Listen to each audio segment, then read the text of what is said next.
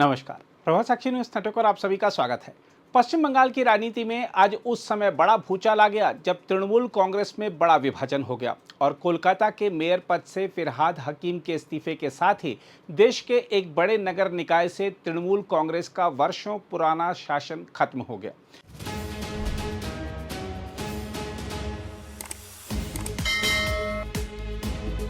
जहां तक पार्टी में विभाजन की बात है तो हम आपको बता दें कि निष्कासित विधायक ऋतव्रत बनर्जी ने विधानसभा पहुंचकर नेता प्रतिपक्ष पद पर दावा ठोक दिया और अपने साथ 59 विधायकों के समर्थन का दावा किया। विधानसभा अध्यक्ष रथींद्र बोस ने उनके दावे को स्वीकार करते हुए उनके गुट को मान्यता दे दी, साथ ही उन्हें नेता प्रतिपक्ष कक्ष की चाबियां भी सौंप दी।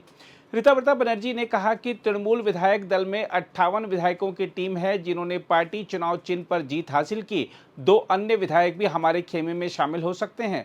उन्होंने कहा कि जावेद खान, संदीपन साहा, सबीना यास्मीन और शिवली साहा तृणमूल कांग्रेस विधायक दल के उपनेता होंगे। ऋतव्रता बनर्जी ने कहा कि हम बंगाल सरकार की उन नीतियों का विरोध करेंगे जो हमें गलत लगती हैं, लेकिन बेवजह विरोध नहीं करेंगे। उन्होंने कहा कि हम ममता बनर्जी से अनुरोध करते हैं कि वह तृणमूल कांग्रेस विधायक दल की मुख्य सलाहकार की भूमिका निभाएं। ऋतव्रता बनर्जी ने कहा कि संसदीय मानदंडों के अनुसार पश्चिम बंगाल विधानसभा में हम ही असली और मुख्य विपक्षी दल हैं। उनके साथ मौजूद तृणमूल कांग्रेस विधायक अखरुजुमा ने कहा कि विपक्ष के नेता के चुनाव में पार्टी नेतृत्व ने प्रक्रिया का पालन नहीं किया।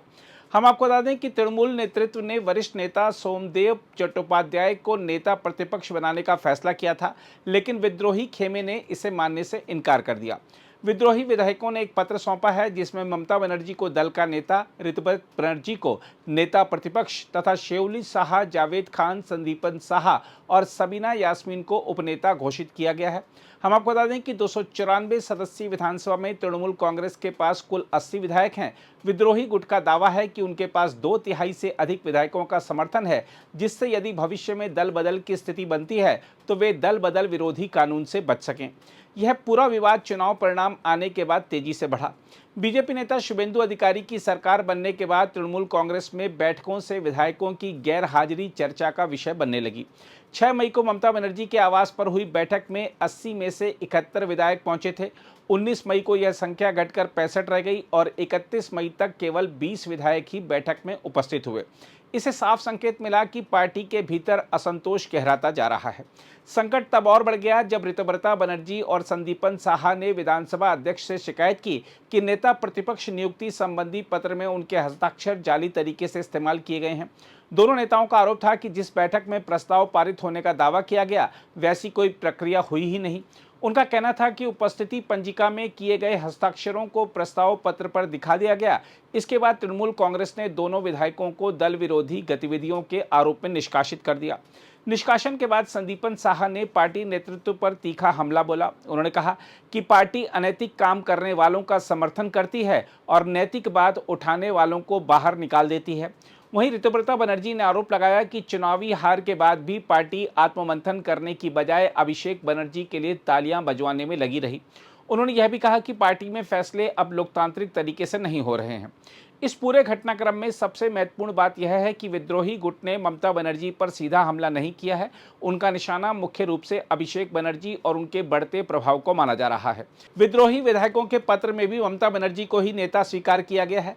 ऋतव्रत बनर्जी ने साफ कहा है कि ममता बनर्जी अब भी उनकी नेता हैं और उनके प्रति सम्मान बना हुआ है, लेकिन उन्होंने अभिषेक बनर्जी की भूमिका पर सवाल उठाते हुए कहा कि विधानसभा में उनकी कोई संवैधानिक हैसियत नहीं है। राजनीतिक विश्लेषकों का मानना है कि यह संघर्ष केवल नेता प्रतिपक्ष पद का विवाद नहीं, बल्कि तृणमूल कांग्रेस के भीतर उत्तराधिकार की लड़ाई का संकेत है। पिछले कुछ वर्षों में अभिषेक बनर्जी पार्टी के सबसे प्रभावशाली नेताओं में उभरे हैं। वह रणनीतिकार, प्रचारक और संगठन के प्रमुख चेहरे बन गए हैं, लेकिन पार्टी के पुराने नेताओं का एक वर्ग खुद को लगातार किनारे किया हुआ महसूस कर रहा है। चुनावी हार के बाद यह असंतोष अब खुलकर सामने आ गया है। इस बीच विश्लेषकों ने इस पूरे घटनाक्रम की तुलना महाराष्ट्र की राजनीति से की है। वहां शिवसेना में एकनाथ शिंदे के नेतृत्व में 2/3 विधायकों के विद्रोह ने पार्टी को तोड़ दिया था। तृणमूल नेताओं का आरोप है कि कुछ विधायक बंगाल में भी वैसा ही मॉडल लागू करने की कोशिश कर रहे हैं।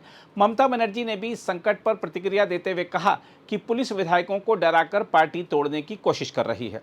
उन्होंने विद्रोहियों की तुलना मीर जाफर से की और कहा कि कुछ लोग नई तृणमूल बनाने का सपना देख रहे हैं। दूसरी ओर बीजेपी ने इसे तृणमूल कांग्रेस का आंतरिक संकट बताया है। बीजेपी प्रदेश अध्यक्ष सामिक भट्टाचार्य ने कहा है कि उनकी पार्टी तृणमूल नेताओं के लिए अपने दरवाजे नहीं खोलेगी और बीजेपी का तृणमूलीकरण कभी नहीं होगा। इस बीच हस्ताक्षर विवाद की जांच भी तेज हो गई है। कई विधायकों ने जांच दल को बताया है कि प्रस्ताव पत्र पर बने हस्ताक्षर उनके नहीं हैं। इस मामले में अभिषेक बनर्जी को भी पूछताछ के लिए बुलाया गया है। वहीं तृणमूल कांग्रेस ने एक नया पत्र भेजकर फिर से सोमदेव चट्टोपाध्याय के नाम का समर्थन किया है, लेकिन इस पर भी कानूनी सवाल उठ रहे हैं। देखा जाए तो पश्चिम बंगाल की राजनीति में यह संकट आने वाले दिनों में और गंभीर रूप ले सकता है। फिलहाल सबसे बड़ा सवाल यही है कि क्या तृणमूल कांग्रेस इस विद्रोह को संभाल पाएगी या फिर महाराष्ट्र की तरह पार्टी में स्थायी विभाजन देखने को मिलेगा।